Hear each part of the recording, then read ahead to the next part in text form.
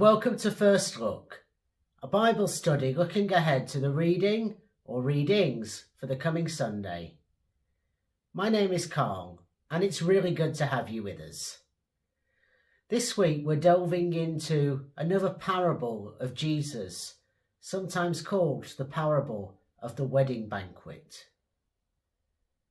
Before we dive into that, however, if you've not done so already, you may find it useful to download the sheet that accompanies this study. You can find the link to that in the video description in YouTube. On the sheet you will find the text of today's reading, some other passages you may wish to look up, the questions we'll be considering together later on, and lots of room for you to record your own thoughts and observations. And so then, without further ado, let's dive into this week's text, which comes from Matthew's Gospel, chapter 22, verses 1 to 14.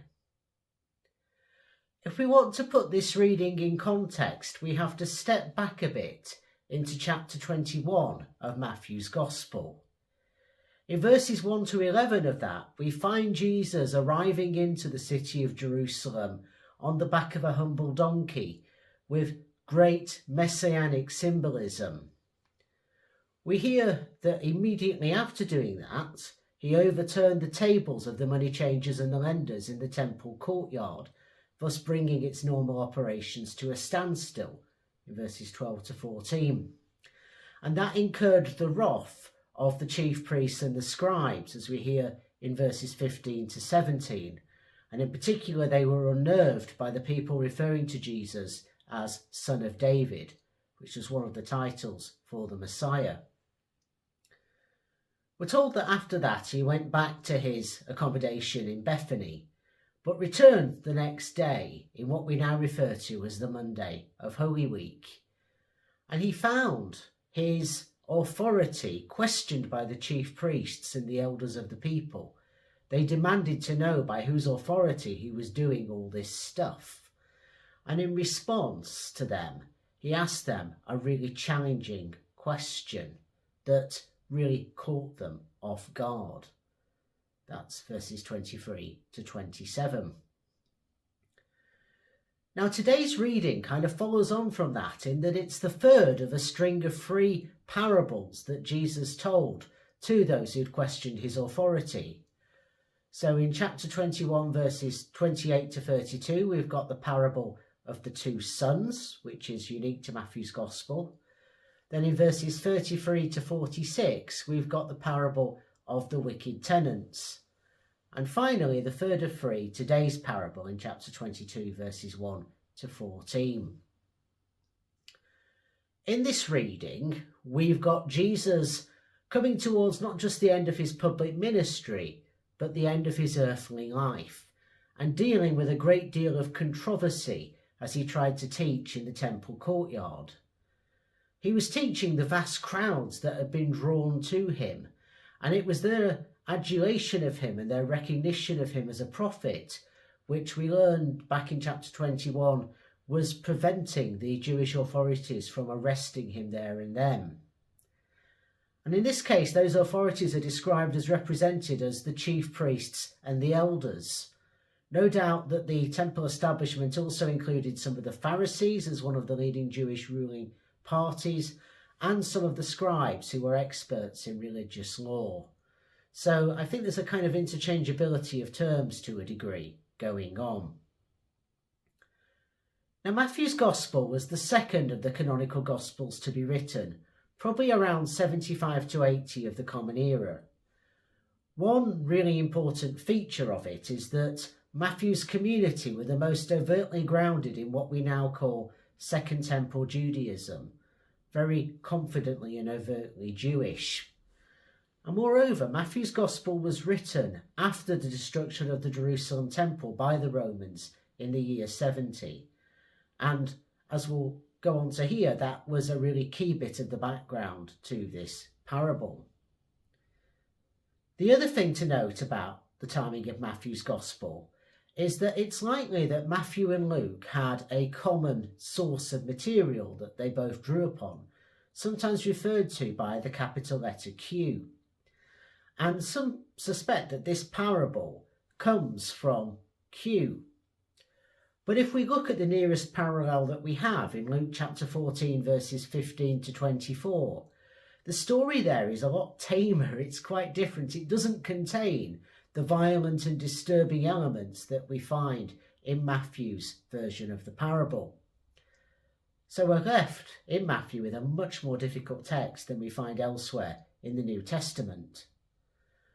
For background, we may want to look at Isaiah chapter 26, verses 6 to 10. And that's a passage which gives us an example of how wedding banquets were viewed as a sign of God's abundant care for the peoples of Israel and Judah. So all of that sets the scene for what follows, and we hear in verse 1 that Jesus again was teaching in parables. The context of the wedding banquet, referenced in verse 2, may, as some commentators argue, point to Jesus as the bridegroom of the church, the heavenly bridegroom, or perhaps as the Messiah, God's anointed one, the Holy One of Israel. A less conventional explanation might point to imperial celebrations and the bridegroom as the son of a tyrant. And I'll say more about that as we move through. Now, in verse 3, although you'd think that if you received a royal invitation like that, you'd clear your diary and do everything you could to be there, everybody who received the invitation, we're told, rejected it. Within a culture of honour and shame, this would have forced the king to take action, some argue, in order to save face.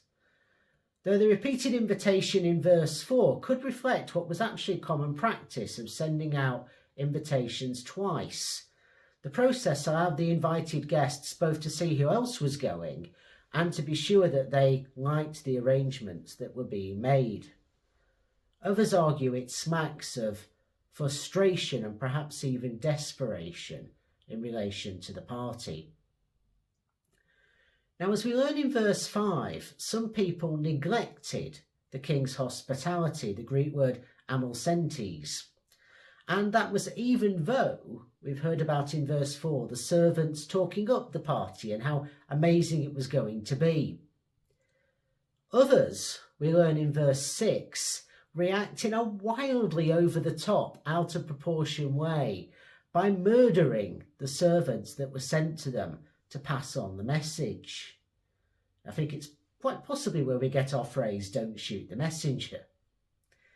And the absurdity of all of that, the extremity of the reaction, I think it is there to make us sit up and take notice. There's something going on here that invites us to go below the surface, if you will, of the parable. Now, some commentators argue that the servants who were killed represent the Hebrew prophets and perhaps John the Baptist, who we know had been murdered by King Herod. We learn that in Matthew chapter 14. Others suggest it could represent members of Matthew's own faith community, because by the point we get to Matthew's Gospel being written, around 75 to 80, there were real tensions between different Jewish groups within synagogues as they wrestled with what does it mean to be God's people without the temple. Others suggest that they in some way represent Roman elites. So we have some quite different ways of reading it. The king, in verse 7, responds with violence against their own city. Again, some argue that could reflect this honour and shame culture and the king having to be seen to save face. Or it may be that they just run out of patience. Either way, we're told that the city was left smouldering. And again, we're forced to grapple with the over-the-topness of events and to think about what they could potentially be symbolising. The one detail that most commentators seem to agree upon is that this smouldering city represents Jerusalem after its destruction by the Romans, and that was a consequence of their rejection in Jesus' day of him by the religious authorities, the religious powers, at whom, don't forget, this parable was aimed. So it would have been deeply provocative, I think, however other aspects of it were read. Now we're told in verses 8 to 10 that the king, having burnt this city down, does something ridiculous, quite remarkable perhaps, goes out and calls in all comers to come to the meal. And the rounding up from the still smouldering, presumably, city of the good and the bad and like in verses 8 to 10 is so radical and so disturbing perhaps, because in that culture to eat with somebody was to treat them as one's equal. And so the king potentially eating with sinners, with outcasts, with the bad as well as the good. That begs the question, what's going on? Some suggest that the people in this meal were gathered from the ordinary folk, the tax collectors and sinners perhaps, with whom Jesus spent a lot of his time. Some suggest that they could represent complacent church leaders. Others that they represent people from Matthew's faith community specifically. Again, we don't know. But we do know, and we see it play out in verses 11 to 14, that while Matthew identifies the kingdom very often with the people of Israel, they're not totally one of the same, and there does need to be a process of sorting here. Now, I on one level feel really sorry for the guy who's been plucked off the streets of a smouldering city and doesn't happen to be wearing a wedding garment in the feast. And there's a whole plethora of approaches out there asking, who does this chap represent? He could, some argue, represent Judas, and that might be why, in these verses, he's referred to as friend, just as Judas was by Jesus when he betrayed him. Could it be complacent members of Matthew's faith community or of the broader leadership of the church who had not made the effort they needed to?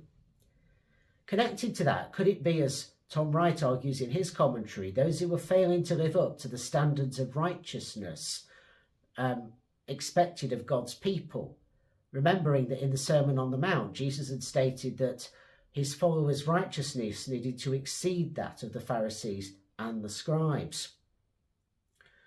Could it be those people the parable was seemingly aimed at, the Jewish leaders who had refused the summons to come and play their part in God's kingdom? Certainly there's an argument that fits more with the parable of the wicked tenants. Could it be, as Karl Barth said in his commentary, those who simply fail to come festively into the kingdom of God? I find that all a bit difficult. I think there's a part of me that rebels against any notion of forced jollity. But that's another explanation that has been posited. But I think perhaps the most interesting of all is, what if this man who is speechless in the wedding banquet, isn't wearing a robe and is cast out, actually represents Jesus, and that the reason why nobody wanted to come to the wedding banquet is that the king and his son are tyrannical. The rich were able to avoid it perhaps by making excuses, but the poor could not, and perhaps only thought they had violence as their only option, a bit like the Jewish rebels whose actions led to Rome getting fed up and destroying the land of Judah, and in particular Jerusalem and the temple. Could it be that the fate of Jesus being cast out into the darkness of Golgotha beyond the walls of Jerusalem is mirrored in the casting out of the person who wasn't wearing a wedding robe into the place of weeping and gnashing of teeth? Could it be perhaps that he was taking what we might now call a form of non-violent direct action? Certainly his silence could well reflect the silence of Jesus when questioned by the chief priests and the elders, who we know who were desperately looking for a chance to arrest him. So I guess I've given you a hint of where I sort of stand on this passage.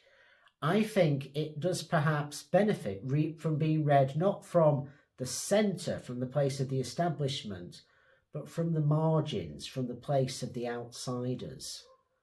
But as I say, there are a whole variety of approaches out there, and it's a rare parable where there isn't really a consensus among commentators as to the main points of what it's about. That therefore gives us a great deal of food for thought as we now turn to this week's questions.